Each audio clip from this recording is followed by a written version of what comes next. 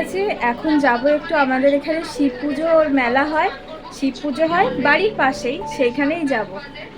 এইটাই আমার ইউটিউবের ফার্স্ট ব্লগ। আর আমাদের বাড়ির ওখানে শিব পুজোর মেলা হচ্ছিল, তো আমরা সেখানেই যাচ্ছিলাম। বাড়ির কাছেই তো, তাই হেঁটেই যাচ্ছিলাম। ওদের এবার 25 বছর পূর্ণ হওয়ায় প্যান্ডেলটা এত সুন্দর করে করেছিল। প্রত্যেকবারই সুন্দর করেই করে, কিন্তু এবারটা একটু বড় করেছিল। আর ঠাকুরটা দেখবেন, ওই দেখুন, এখানে কিন্তু কোনো শিবলিঙ্গ প্রতিষ্ঠিত নয়, এরকম দাঁড়ানো শিব ঠাকুরই থাকে। আর 12 মাসই এই মন্দিরে পুজো হয়। আর এই হলো আমার মেয়ে, ও জানেন কোন দিকে তাকাচ্ছে? এই দেখুন, এইখানে শিব পুজো উপলক্ষে মেলাও বসে। আর বাচ্চা মানেই তো মেলায় আসবে না, সেটা হতেই পারে না। ওর মন এদিকেই পড়েছিল, কখন মা মেলায় নিয়ে আসবে। ও ওর ঠাম্মির সাথে টুকটুক করে ঘুরে ঘুরে মেলাটা দেখছিল। আর চারিদিকে এত কিছু জিনিস, কোনটা ছেড়েছে কোনটা দেখবে বুঝতেই পারছে না। চলুন প্রথমে আমরা মেলাটা ঘুরে নিই। চারিপাশে কত দোকান, হাঁটতে হাঁটতে দেখি এখানে শীত যেতে বসেছে, তাও পিঠে বিক্রি হচ্ছে। আর জিলিপির দোকান ছাড়া তো মেলা একেবারেই অচল।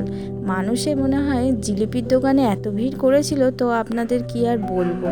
তারপরে রাস্তায় যেতে যেতে দেখছি একধারে এরকম বেতের ঝুড়ি বিক্রি হচ্ছে। এরা কিন্তু সামনে বসেই বানিয়ে দিচ্ছিল জানেন। আর এই দেখুন মেলার এন্ট্রান্সটা সুন্দর না? এবার ওদের ওই বললাম না 25 বছর পূর্ণ হচ্ছে, তাই এত সুন্দর গেট করেছিল। আর এখানে একটা দোকানে দেখুন কি সুন্দর ঘর সাজানোর জিনিস বিক্রি হচ্ছে, কিন্তু আমি নিতে পারলাম না। আমার মেয়ে এতই দুষ্টু যে সব নষ্ট করে দেয়।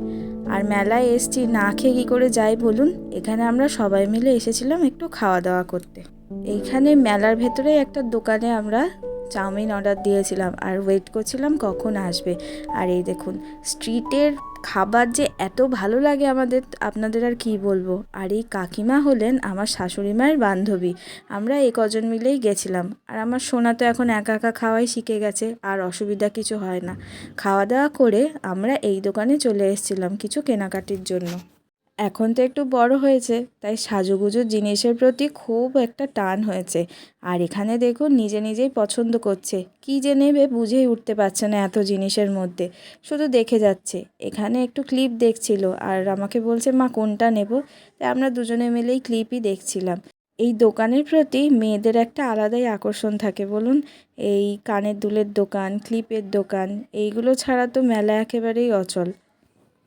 আর এইখানে দেখুন কানের দুলগুলো কি সুন্দর না লাগছে, এক একটা এক এক রকম ডিজাইনের, আর এত সুন্দর করে ঝুলিয়ে রেখেছে, চোখটা বারবার এই দিকেই চলে যাচ্ছে। তারপর এই দোকান থেকে আমরা চলে এসেছিলাম এই যে এইখানে আইসক্রিম খেতে। এইটা না খেয়ে আমরা কোনো দিনই বাড়ি যাব না। আর আইসক্রিম শুনলেই আমার আর আমার মেয়ের মুখে কোনো না নেই, যেখানে আইসক্রিম সেখানেই আমরা দুইজন। আমরা আসলে আইসক্রিম খেতে খুব ভালোবাসি। তো এখানে আমাদের তো খাওয়া হয়ে গেছিলো, আর ওর এখনও খাওয়া হয়নি, তাই জন্য আমরা একটু বসেছিলাম। দারুণ সন্ধেটা আমাদের ভালো করে মজা করে কেটেছিল। কাল ছিল মহাশিবরাত্রির পুজো। আমি শিবরাত্রি কোনোদিনই করি না, কিন্তু বাড়িতে একটু বাবার মাথায় জল ঢালি। অসুস্থ থাকার দরুন এই বছরটা সেটাও হলো না। আর এই সকালে আমরা জলখাবারে চাউমিন খাচ্ছিলাম। যেহেতু পুজো করব না, তাই নিরামিষ খাওয়ারও বালাই নেই। ওই লাউ গাছটাই নিচে থেকে আমাদের দোতলায় উঠেছিল। আর আজকে একটু মনে হচ্ছিল লাউ শাক খাবো, তাই জন্য মা বলল কেটে নিয়ে আসতে। তাই আমার দেওর এখানে লাউ শাক কাটছিল। আর জানেন এই লাউ শাকটা কতটা দূর ছড়িয়েছে, আমাদের বাড়ি থেকে আরেকজনের বাড়ি অবধি চলে গেছে। আর এই দেখুন এই দিকে গিয়ে ওপরে দোতলায় উঠে গেছে। আমাদের বারান্দার মধ্যে তো লাউও ধরেছে। শিবরাত্রির উপলক্ষে আমরা যেহেতু গঙ্গার পাশে থাকি, তো মন্দিরে তো প্রচুর ভিড়ই থাকে, সেই অবধি আমরা যেতে পারিনি। এখান থেকে ঘুরেই বাড়ি ফিরে গেছিলাম। ভিডিওটি যদি ভালো লাগে অবশ্যই চ্যানেলটাকে সাবস্ক্রাইব করে দেবেন আর পাশে থাকবেন।